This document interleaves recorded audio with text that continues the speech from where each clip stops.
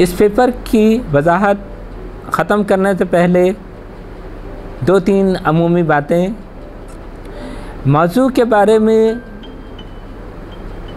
बेहतर ये है कि उस मौजू पे लिखो जिसके बारे में आपको सबसे ज़्यादा इल्म है। आउटलाइन बना लेना एक बहुत मुनासिब काम होता है, आपको भी याद रहता है और एग्ज़ामिनर के लिए भी आसान हो जाता है। अगरचे एग्ज़ामिनर्स उसको चेक नहीं करेंगे, जो आउटलाइन आपने बनाई है वो एग्ज़ामिनर के लिए नहीं, लेकिन आपको ख़ुद अंदाज़ा हो जाएगा कि मैंने इसमें इतने नुकात मेंशन किए हैं, इतने पॉइंट्स दिए हैं, और आपका कंटेंट महफूज हो जाएगा। दूसरी बात ये कि इस पेपर में वक्त इतना अहम नहीं है। वक्त बहुत होता है, 1.5 घंटा आपके पास होता है। एक 400 अल्फाज का एस्से बड़े आराम से पौने घंटे में या घंटे भर में लिखा जा सकता है। मौजू वो मंतखब करें जो आता है, जिसके बारे में मालूमात हैं। सिर्फ इसलिए कोई मुश्किल मौजू मंतखब कर लेना कि इसमें मार्क्स ज़्यादा मिलेंगे, किसी और ने नहीं किया होगा, नहीं, इस पे मैं एडवाइस नहीं करूँगा।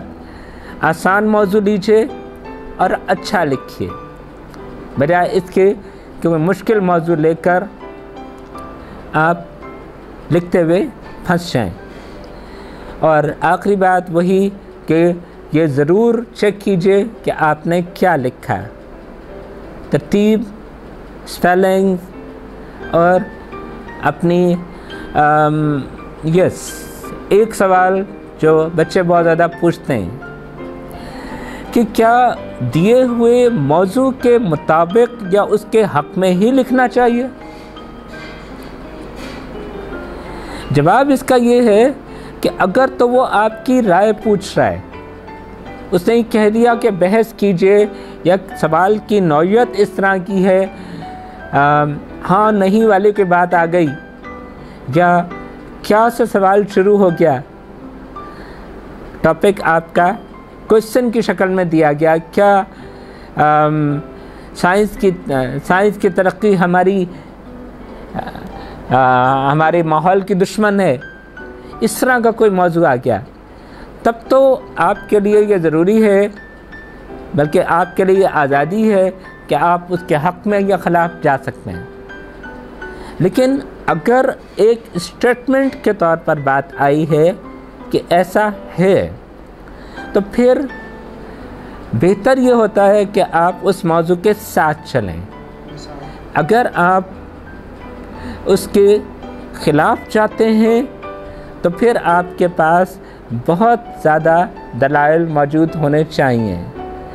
मिसाल के तौर पर मैं ये एक मौजू हमने अपने इम्तहान में इस्तेमाल किया कि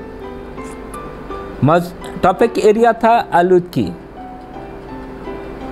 मौजू ये दिया गया कि जदीद तर्ज़ ज़िंदगी तर्क किए बग़ैर माहौल का तहफ़्फ़ुज़ मुमकिन नहीं। अब हमने एक ऐसा सवाल दे दिया, एक ऐसी स्टेटमेंट दे दी कि अगर आप इससे इख्तिलाफ़ करते हैं तो आपको ये बताना होगा कि जदीद तर्ज़ ज़िंदगी इस आलूदगी का मूजिब नहीं है। बेहतर ये था कि इसके हक़ में जाया जाए या इसके साथ जाया जाए।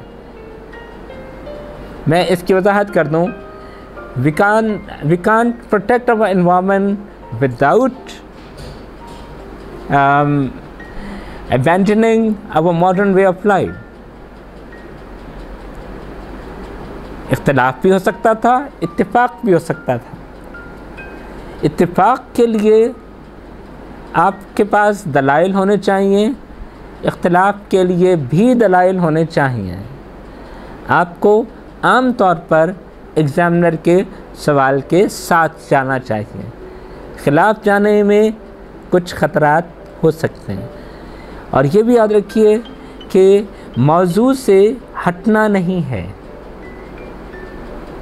जो उसने आपको टॉपिक दिया उसको समझ लीजिए, उसकी जो कोर रीज़न है उसको समझिए और उसके मुताबिक लिखिए।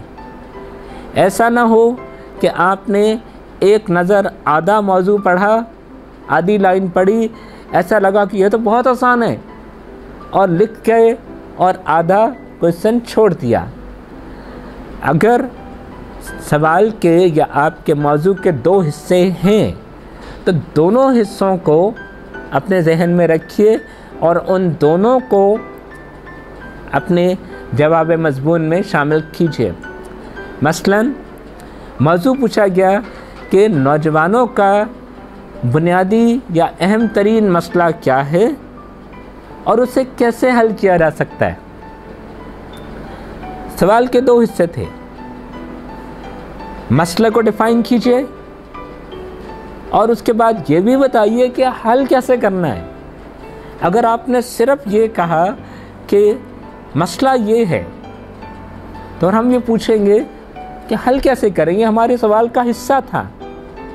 और अगर आप सवाल के एक हिस्से को नज़रअंदाज करते हैं तो ये बात आपको मालूम होनी चाहिए कि आपके क्वालिटी ऑफ लैंग्वेज के मार्क्स भी कटेंगे।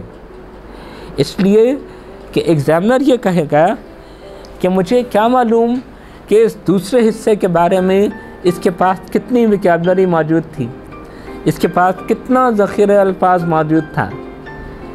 ये बात क्वेश्चन पेपर 2 के लिए भी दुरुस्त है कि अगर आपका कोई सवाल क्वेश्चन पेपर 2 में कोई जवाब कंटेंट वाइज गलत है तो आपकी क्वालिटी ऑफ लैंग्वेज भी कट जाती है।